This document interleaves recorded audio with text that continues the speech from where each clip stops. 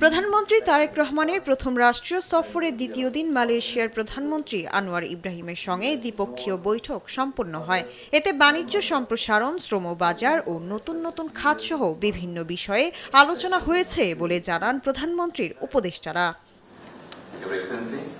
দেশটির পুত্রাজায়ায় দুই রাষ্ট্রপ্রধানের বৈঠক শেষে প্রধানমন্ত্রীর পররাষ্ট্র উপদেষ্টা হুমায়ুন কবির সাংবাদিকদের জানান, মালয়েশিয়ার সঙ্গে বাংলাদেশের মুক্ত বাণিজ্য চুক্তি এফটিএ স্বাক্ষরের প্রক্রিয়া এগিয়ে নিতে একমত হয়েছে দুই দেশ।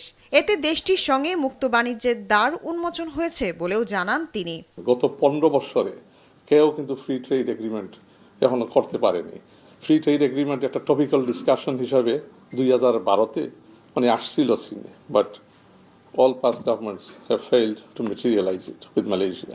বৈঠকে আলোচনা হয় বাংলাদেশ মালয়েশিয়া শ্রম বাজার প্রসঙ্গেও। দেশটিতে পুনরায় বাংলাদেশি কর্মী নিয়োগ প্রক্রিয়া স্বচ্ছ, সুষ্ঠু ও সাশ্রয়ী করতে মালয়েশিয়া সরকারের প্রতি আহ্বান জানানো হয়। এ সময় স্বল্প অভিবাসন ব্যয়ে বাংলাদেশ থেকে মালয়েশিয়া আরও শ্রমিক নিতে আগ্রহ প্রকাশ করেছে বলে জানান প্রধানমন্ত্রীর উপদেষ্টা মাহদি আমিন, যাকে দেখা হচ্ছে শ্রমবাজার উন্মোচনের নতুন দ্বার হিসেবে।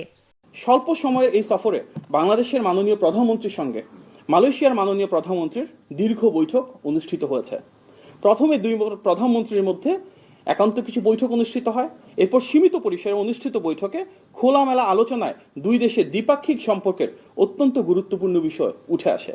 দুই দেশ বিদ্যমান বাণিজ্যের বাইরে নবায়নযোগ্য জ্বালানি, ডিজিটাল অর্থনীতি, হালাল ইন্ডাস্ট্রি এবং সেমিকন্ডাক্টরের মতো উচ্চ প্রযুক্তির খাতে যৌথ বিনিয়োগের বিষয়ে সম্মত হয়েছে।